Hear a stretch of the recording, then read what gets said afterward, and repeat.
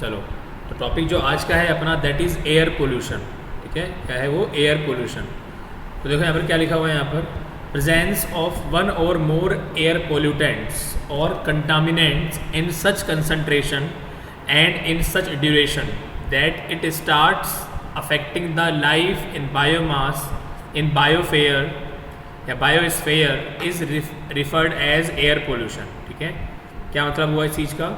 इसमें कहना चाह रहा है कि अगर मान लो एक या फिर एक से ज़्यादा एयर पोल्यूटेंट है या कोई कंटामिनेंट है, ठीक है, और इस तरीके की कंसंट्रेशन है उसकी और इतना ड्यूरेशन है, मतलब एक पर्टिकुलर टाइम में एक कोई भी पर्टिकुलर एयर पोल्यूटेंट है या कंटामिनेंट है और कुछ ना कुछ कंसंट्रेशन है जो कि बायोस्फीयर की लाइफ को अफेक्ट करता है, उसको बोलते हैं air pollution. This is a very technical definition of air pollution. What I told you, I have just told you कि presence of one or more air pollutant, ठीक है ना, और contaminant with some duration and such concentration which affect your life or which affect the life in biosphere is known as air pollution। Hindi भाषा में बोला जाए तो एयर पोल्यूशन वो पोल्यूशन है जो कि बायोस्फीयर की लाइफ को अफेक्ट करता है। कब? जब वहाँ पर एक पर्टिकुलर पोल्यूटेंट और कंटामिनेंट्स की कंसंट्रेशन और ड्यूरेशन सामने आती है, ठीक है ना, जो कि हमको इफेक्ट करती है, हमारी लाइफ को इफेक्ट करती है, जो कि बायोस्फीयर के अंदर होती है। ठीक है, तो ये डेफिनेशन थी। उसके बाद एयर पोल्यूटेंट या कंटामिनेंट्स को 2 पार्ट्स में डिवाइड किया गया है। पहला है प्राइमरी, दूसरा है सेकेंडरी। ठीक है ना, तो प्राइमरी के अंदर क्या क्या आते हैं? मेजर पोल्यूटेंट्स बोलते हैं प्राइमरी को, basically that is major pollutant. तो इसमें क्या क्या आएगा? Oxides of nitrogen, oxides of nitrogen, और क्या है? ऑक्साइड्स ऑफ कार्बन और ऑक्साइड्स ऑफ सल्फर। मतलब जितने भी ऑक्साइड्स होंगे वो सारे के सारे किसमें आएंगे? वो प्राइमरी पोल्यूटेंट के अंदर आएंगे। गेट के अंदर क्वेश्चन बहुत बार पूछा गया है, ऑप्शन दे देता है, पूछता है प्राइमरी है या सेकेंडरी है, फिर ऑप्शन दे देगा आपके सामने 4, पूछेगा आपसे प्राइमरी है या सेकेंडरी है। तो बहुत बार आया हुआ है, आप चाहे चेक कर लेना क्वेश्चंस गेट के, बहुत बार पूछा गया है आपसे ये। ठीक है, तो ऑक्साइड्स जितने होते हैं सारे प्राइमरी में काउंट होते हैं। उसके बाद जो लेड है, जो मेरा लेड है, ये भी किस में आएगा? प्राइमरी में आएगा, जिसको हम बोलते हैं पीबी। उसके बाद हाइड्रोकार्बन जो होते हैं HC, वो भी किस में आएंगे हमारे? वो किस में आएंगे मेरे? प्राइमरी में आएंगे। उसके बाद मेरा क्या है? H2S, hydrogen disulphide, H2F, ethyl and methyl mercaptan, ये सब किस में आएंगे मेरे? बेसिकली ये सब आएंगे मेरे प्राइमरी के अंदर। ठीक है, अब बात करते हैं सेकेंडरी की। सेकेंडरी में क्या क्या आएंगे? इसके अंदर आएंगे H2SO4, sulphuric acid, O3 ozone, formaldehyde, pan मतलब पैरोक्सी एसिटाइल नाइट्रेट। ठीक है ना, पैरोक्सी एसिटाइल नाइट्रेट। ठीक है, अब देखो इसके अंदर क्या लिखा हुआ है, आगे चलते हैं। तो ये बेसिकली मैंने बताया आपको एयर पोल्यूटेंट के टाइप के बारे में, that is primary and secondary. आगे चलते हैं, देखो इसके अंदर अब हम बात करते हैं हमारे एटमॉस्फेयर की। समझना इस चीज़ को, देखो बहुत अच्छा टॉपिक है ये।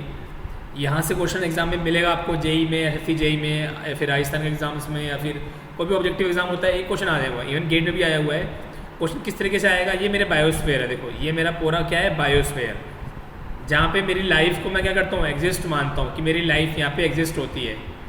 इस बायोस्फेयर के अंदर क्या क्या आ रहा है मेरा? ट्रोपोस्फेयर भी आ रहा है, हाइड्रोस्फेयर भी आ रहा है और लिथोस्फेयर भी आ रहा है। ये मेरी अर्थ है पूरी, दिस इज माई अर्थ। ठीक है, देखो बायोस्फेयर के अंदर क्या क्या आता है? The zone in which litho hydro atmosphere are meet. तो देखो ये तो लिथो, ये मेरा हाइड्रो, और ये मेरा कौन सा हो गया? एटमोस्फेयर।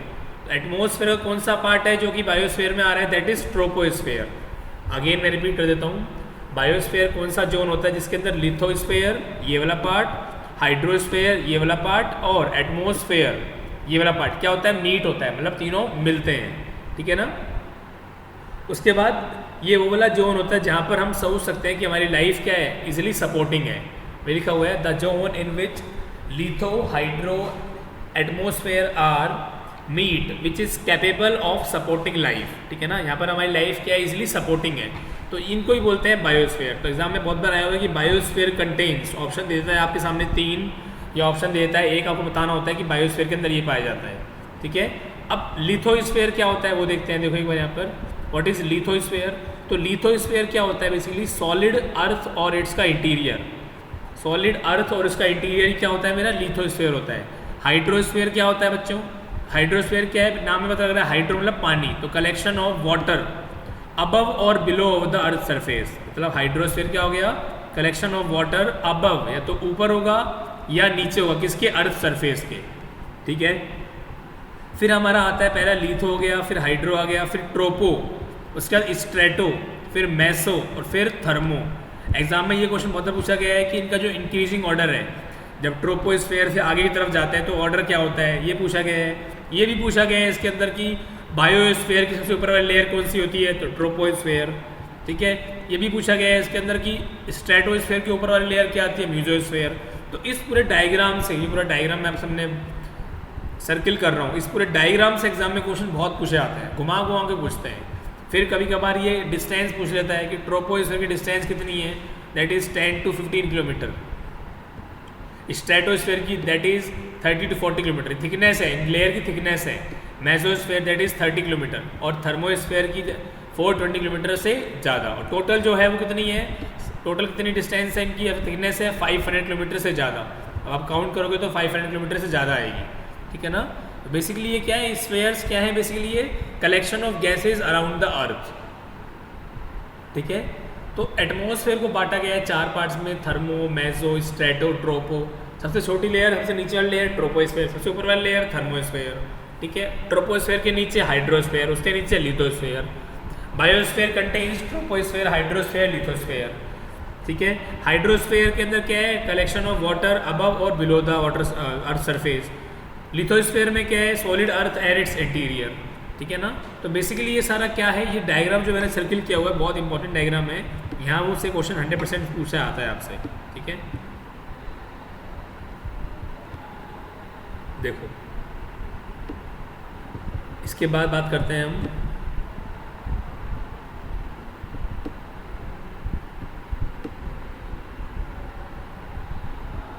अब सेकेंडरी एयर पोल्यूटेंट कहाँ से आते हैं वो देखते हैं। तो secondary air pollutant are those which are formed by reaction of one और more primary air pollutants are reacts with each other or with water vapour in the presence of sunlight. Secondary air pollutant कहाँ से generate होते हैं, ये generate होते हैं जब एक या एक से ज़्यादा प्राइमरी एयर पोल्यूटेंट रिएक्ट करते हैं, ठीक है, एक दूसरे के साथ या फिर वाटर वेपर के साथ सनलाइट की प्रेजेंस में, ठीक है। तो वहाँ से सेकेंडरी एयर पोल्यूटेंट जनरेट होते हैं, that is known as photochemical reaction, ठीक है ना। तो सेकेंडरी एयर पोल्यूटेंट के बारे में क्या बताया, secondary air pollutant are those which are formed by reaction of one और मोर प्राइमरी एयर पोल्यूटेंट्स, ठीक है। तो एक या एक से ज़्यादा प्राइमरी पोल्यूटेंट जब मिलते हैं, जब वो रिएक्ट करते हैं तब बनते हैं, या फिर प्राइमरी जो पोल्यूटेंट होता है वो वाटर वेपर से रिएक्ट करता है तब मिलते हैं, लेकिन किसकी प्रेजेंस में, सनलाइट की प्रेजेंस में, that is known as photochemical reaction. तो वहाँ से क्या बनता है, सेकेंडरी एयर पोल्यूटेंट बनते हैं, ठीक है। अब आगे चलो, dispersion of these pollutants, dispersion मतलब फैलना, डिस्पर्जन मतलब फैलना, dispersion of these pollutants into the atmosphere depends upon prevailing temperature, pressure, wind condition etcetera. मतलब जो ये हमारा पोल्यूटेंट्स होते हैं जो फैलते हैं, ये डिपेंड करता है एटमॉस्फेयर के अंदर कि टेम्परेचर कितना है, प्रेशर कितना है और विंड कंडीशन किस तरीके की है, ठीक है। अब हम बात करते हैं इसके रिगार्डिंग टेम्परेचर की, ठीक है, और फिर बात करेंगे इसके अंदर कुछ रेट्स आएंगी, वो रेट पढ़ेंगे। देखो तो देखो, with increase in height above the surface of the earth temperature of the air decreases. ये आपको पता ही है कि जैसे जैसे आप सरफेस की अर्थ से ऊपर जाते जाएंगे तो टेम्परेचर क्या होता जाएगा, कम होता जाएगा, ठीक है ना। With increase in height above the surface of the earth temperature of the air decreases in troposphere and the rate at which it decreases with increase in height is referred as environmental lapse rate। क्या बताया मैंने, जब आप अर्थ की surface से, जब मान लो ये आपकी अर्थ की सरफेस है, मान लो इस अर्थ की सरफेस से ऊपर जाते जाएंगे तो क्या होगा, आपका जो टेम्परेचर है, जो आपका टेम्परेचर वो क्या होगा, डिक्रीज होगा। वो टेम्परेचर क्या होगा आपका, डिक्रीज होगा। तो वही लिखा हुआ है, with increase in height above the surface of the earth temperature of the air decreases in troposphere and the rate at which it decrease, और वो रेट जिसके साथ ये डिक्रीज होता है हाइट बढ़ने के साथ साथ उसको हम बोलते हैं एनवायरमेंटल लैप्स रेट। मतलब अगर हमारी हाइट बढ़ती जा रही है, हमारा टेम्परेचर डाउन होता जाएगा, जिस रेट से ये डाउन होगा उसको बोलेंगे हम एनवायरमेंटल लैप्स रेट या फिर ELR, दैट इज़ ELR। और ये रेट होती है मेरी 6.5 डिग्री सेंटीग्रेड पर किलोमीटर। ये एज इट इज़ क्वेश्चन पूछा गया है एग्जाम के अंदर। एज इट इज़ क्वेश्चन पूछा गया है कि जो ELR की रेट होती है कितनी होती है, that is 6.5 degree centigrade per kilometre. मतलब 1 किलोमीटर ऊपर जाएंगे तो 6.5 डिग्री सेंटीग्रेड क्या होगा, मेरा कम होगा। ठीक है, ये तो बात की थी मैंने किसके रिगार्ड में, ये बात की थी मैंने एयर के रिगार्ड में, ये बात की थी मैंने एयर के रिगार्ड में। अब हम बात करेंगे पोल्यूटेंट के रिगार्ड में। देखो अभी जो बात की थी वो बात की थी मैंने आपकी एयर के रिगार्ड में, ठीक है ना। Temperature of air decreases. अब हम बात करेंगे नेक्स्ट किसकी, पोल्यूटेंट की बात करेंगे। तो देखो the temperature of the pollutants also decreases with increase in height above the surface of the earth, where there is no exchange of heat takes place, and the rate the which it decreases with increase in height is referred as adiabatic lapse rate। क्या समझाया मैंने आपको, अगर मेरा temperature, मेरे pollutant का temperature, उसकी height, pollutant का टेम्परेचर भी क्या होता है, डिक्रीज होता है। कब, जब हम अर्थ की सरफेस से ऊपर जाएंगे। ठीक है, उस पर्टिकुलर टाइम में कोई भी हीट का एक्सचेंज नहीं होगा। ठीक है, और जिस रेट से मेरे पोल्यूटेंट का टेम्परेचर डिक्रीज होता है, कब, जब मेरी हाइट बढ़ती है, ऊपर जाते हैं, उस रेट को हम नाम देंगे क्या, उस रेट को हम नाम देंगे आइडियाबैटिक। उस रेट को हम नाम देंगे आइडियाबैटिक लाप्स रेट। आइडियाबैटिक लाप्स रेट मैंने क्या समझाया आपको, अगर मेरा टेम्परेचर ऊपर जाने पे मेरा क्या हो रहा है, कम हो रहा है। अगर मेरा टेम्परेचर ऊपर जाने पे कम हो रहा है, एयर का कम हो रहा है टेम्परेचर ऊपर जाने पर, ठीक है, तो उसके रेस्पेक्ट में जो रेट आएगी वो कहलाएगी मेरी ELR, that is environmental laughs rate, जिसकी वैल्यू होती है 6.5 डिग्री पर सेंटीग्रेड पर किलोमीटर। अगर मेरा टेम्परेचर जो पोल्यूटेंट का वो कम हो रहा है ऊपर जाने पर, जिस रेट से कम हो रहा है उसको हम बोलते हैं adiabatic lapse rate, that is 6 to 9.8 degree centigrade per kilometre. 6 degree centigrade तो है वेट वेदर के दौरान, और 9.8 डिग्री सेंटीग्रेड है मेरा ड्राई वेदर के दौरान। ठीक है, तो इसका मतलब क्या हो गया, बेसिकली दो हमने लैप्स रेट पढ़ी, दैट इज एक तो ELR environmental lapse rate, second is ALR adiabatic lapse rate. ठीक है, आगे चलते हैं। देखो इसके अंदर आगे क्या लिखा हुआ है, फॉर वेट प्रोसेस, मैंने बताया था वही लिखा हुआ है, for wet process 6 degree centigrade per kilometre, and for dry process it is 9.8 degree centigrade per kilometre. इसका मतलब क्या हो गया कि 1 किलोमीटर ऊंचाई पे जाएंगे तो मेरा पोल्यूटेंट है उसका टेम्परेचर 9.8 डिग्री सेंटीग्रेड तक क्या हो जाएगा, कम हो जाएगा। ठीक है, कब, लेकिन ड्राई प्रोसेस में या फिर ड्राई वेदर में। लेकिन अगर वेट वेदर की बात करें तो ये टेम्परेचर मेरा 6 डिग्री सेंटीग्रेड तक कम होगा 1 किलोमीटर ऊपर जाने पर। ठीक है, उसके बाद depending upon the relative magnitude of ELR and ALR following types of environment are being defined. ठीक है ना, तो ELR और ALR की डेफिनेशन के आधार पर दो टाइप के एनवायरनमेंट डिसाइड किए गए हैं। वो कौन कौन से हैं, पहला है मेरा वो, फर्स्ट है मेरा यहाँ पर वो unstable environment. First is what, unstable environment. अभी अनस्टेबल एनवायरनमेंट क्या चीज़ होती है वो देखते हैं।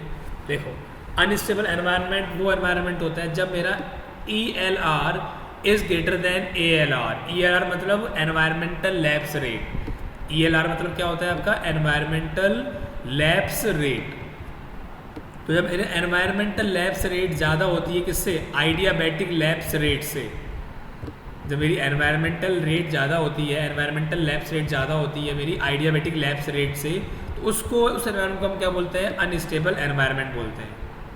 ठीक है, अगर ALR ज़्यादा हो जाएगी, अगर मान लो ALR ज़्यादा हो जाएगी ELR से, अगर मान लो ALR ज़्यादा है मेरी ELR से, तो उसको हम बोलेंगे स्टेबल एनवायरनमेंट। उसको हम बोलेंगे स्टेबल एनवायरनमेंट। देखेंगे वो चीज़ अपन आगे।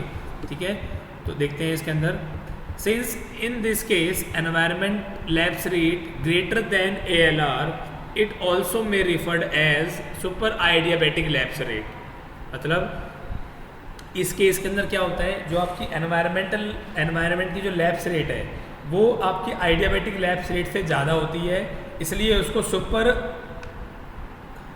ALR भी बोला जाता है, सुपर आइडियाबैटिक लैप्स रेट भी बोला जाता है। अब देखो डायग्राम में समझो, डायग्राम में प्रॉपर पिक्चर क्लियर होगी। देखो देखो ये मेरी हाइट है, ये मेरा टेम्परेचर है, ठीक है। अब देखो ये जो मेरा मान लो ये हाइट मेरी है 10 किलोमीटर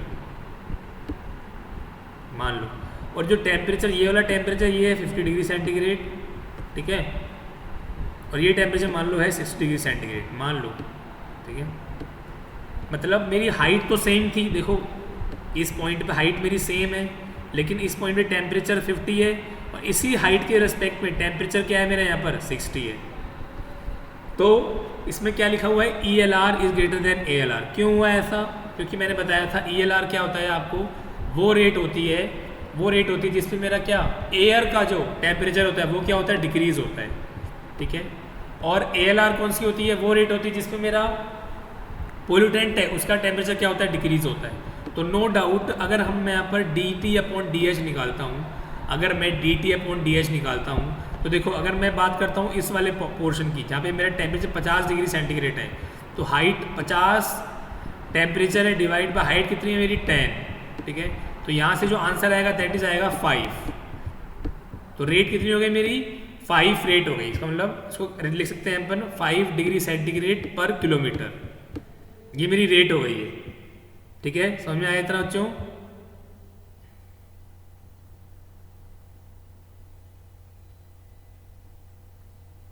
पिक्सल लाइट चली गई क्या? मैंने क्या बताया आपको, यहाँ पे समझने का ट्राई करना। देखो यहाँ पर वापस से देख लेते हैं इस चीज़ को। देखो यहाँ पर तो मैंने आपको क्या बताया, अभी केवल अनस्टेबल और स्टेबल एनवायरनमेंट के बारे में बताया, अभी हमको ओनली अनस्टेबल बताया। देखो तो मैं क्या बता रहा था यहाँ पर, वापस देख लो इस चीज़ को। देखो मैं क्या बता रहा था, मान लो ये टेम्परेचर मेरा है 50 डिग्री सेंटीग्रेड, ये टेम्परेचर मेरा है 60 डिग्री सेंटीग्रेड, ठीक है ना। हाइट मेरी सेम है, चाहे इधर देख लो चाहे इधर देख लो, दोनों हाइट मेरी क्या है, सेम कांस्टेंट है, मान लो 10 किलोमीटर है, ठीक है। मुझे क्या निकालना है यहाँ पे, DT/DH निकालना है। तो मालूम मैं अगर मैं 50 डिग्री से टेम्परेचर की बात कर रहा हूँ, दैट इज़ 50 हाइट कितनी है इसके रिस्पेक्ट में 10 है, 50/10 कितना हो गया, 50/10 कितना हो गया 5 हो गया, ठीक है। और अब बात करता हूँ मैं किसकी, इस वाले की। तो इसके लिए हाइट कितनी है मेरी, हाइट तो 10 है मेरी, और टेम्परेचर कितना है मेरा, टेम्परेचर है मेरा 60, उसका मतलब कितना हो गया, ये 6 हो गया, ये कितना हो गया 6 हो गया। तो नो डाउट यहाँ पर, नो डाउट इस केस के अंदर देखो मैंने क्या बताया आपको, इस केस के अंदर जो टेम्परेचर है, मतलब 1 किलोमीटर जाने पर जो टेम्परेचर है वो 5 डिग्री सेंटीग्रेड कम हो रहा है, जो 5 डिग्री सेंटीग्रेड क्या हो रहा है मेरा, कम हो रहा है, ठीक है। और इस रेस्पेक्ट में 1 किलोमीटर जाने पर 6 डिग्री सेंटीग्रेड क्या हो रहा है मेरा, कम हो रहा है, 6 डिग्री सेंटीग्रेड कम हो रहा है। उससे पहले हम बात करते हैं, उससे पहले हम ये बात करते हैं कि भाई मेरी हाइट तो सेम है, मेरी हाइट तो यहाँ पर सेम है, लेकिन मेरा टेम्परेचर है वो टेम्परेचर यहाँ पे कम है लेकिन यहाँ ज़्यादा है। तो इसका मतलब क्या हो गया कि ELR जो है एनवायरमेंटल लैप्स रेट क्या है, वो ज़्यादा हो गई किससे, आपकी ALR से। क्यों? क्योंकि एक पर्टिकुलर हाइट पे मेरा जो एयर का टेम्परेचर था वो तो कम था, देख लो, लेकिन मेरे जो पोल्यूटेंट का टेम्परेचर है वो क्या है, ज़्यादा है। तो मैंने आपको पहले बताया था ELR क्या होती है कि एक पर्टिकुलर हाइट पे ऊपर जाएंगे तो मेरा एयर का टेम्परेचर कम होता जाता है, ठीक है ना। उसी पर्टिकुलर हाइट पे अगर मान लो मेरे पोल्यूटेंट का टेम्परेचर क्या है, मेरा कम तो हो रहा है, लेकिन मेरे एयर के टेम्परेचर से क्या है, ज़्यादा है। तो इस केस में ELR ग्रेटर देन क्या हो जाएगा, ALR हो जाएगा। इसका उल्टा क्या है मेरा, इसका उल्टा देखो अपोजिट देख लेते हैं, that is stable environment. Stable में क्या हो जाएगा, जब ALR की वैल्यू ELR से ज़्यादा हो जाएगी तो उसको हम बोलेंगे स्टेबल एनवायरनमेंट, उसको हम क्या बोलेंगे, स्टेबल एनवायरनमेंट, ठीक है। इस केस में जब ALR की वैल्यू ELR से ज़्यादा हो जाएगी तो उसको बोला जाएगा क्या, सब आइडियाबैटिक लैप्स रेट, उसको बोला जाएगा यहाँ पर sub adiabatic lapse rate, that is sub adiabatic lapse rate. Since in this case ELR is smaller than ALR, it is also referred as सब आइडियाबैटिक लैप्स रेट। तो इसका जो डायग्राम होगा जस्ट उल्टा हो जाएगा, क्योंकि इस केस में क्या है मेरा, इस केस में मेरे पोल्यूटेंट का टेम्परेचर कम होगा कंपेयर टू मेरे एयर के टेम्परेचर से एक पर्टिकुलर हाइट पे। आप देख सकते हैं यहाँ पर, देखो यहाँ पर मान लो ये हाइट यूज़ कर लेता हूँ मैं, तो इस हाइट के रेस्पेक्ट में ये टेम्परेचर और इसी हाइट के रेस्पेक्ट में मेरा ये टेम्परेचर, तो नो डाउट ये टेम्परेचर मेरा क्या है, कम है, ये टेम्परेचर मेरा क्या है, ज़्यादा है। तो जो ये लाइन जो है वो किसकी है, ALR की लाइन है, adiabatic lapse rate regarding to pollutant. और जो ये लाइन है वो किसकी लाइन है, एयर की लाइन है, ठीक है, रिगार्डिंग टू एयर लिखा भी हुआ है। तो इस केस में क्या है, ALR ग्रेटर देन ELR, क्योंकि यहाँ पर हाइट सेम होने पर जो टेम्परेचर है पोल्यूटेंट का कम है कंपेरेटिवली एयर के टेम्परेचर से, ठीक है। और जब इस केस को हम क्या बोलते हैं, सब आइडियाबैटिक लैप्स रेट। तो अनस्टेबल पढ़ लिया, स्टेबल पढ़ लिया। अनस्टेबल के अंदर क्या पढ़ा अपन ने कि अनस्टेबल कब होता है, जब ELR greater than ALR, greater than ALR। और ALR ये तो हो गया अनस्टेबल के केस में, इसका उल्टा हो जाएगा कि ALR greater than ELR, greater than ELR। ये इस केस में क्या बोलेगा होगा, वो स्टेबल एनवायरनमेंट होगा। एक केस ऐसा भी आएगा जहाँ पर मेरा ELR बराबर ALR हो जाएगा। एक केस ऐसा भी आएगा जहाँ पर मेरा ELR बराबर ALR हो जाएगा, उसको हम बोलेंगे न्यूट्रल एनवायरनमेंट। ELR बराबर ALR हो जाएगा, उसको हम बोलेंगे क्या, न्यूट्रल एनवायरनमेंट। तो आपको ये सब चीज़ें याद रखनी है, ये सब बताया मैंने आपको एयर पोल्यूशन के रिगार्डिंग, ठीक है। अब हम बात करते हैं नॉइज़ पोल्यूशन की, तो नीचे आ जाते हैं, ठीक है ना।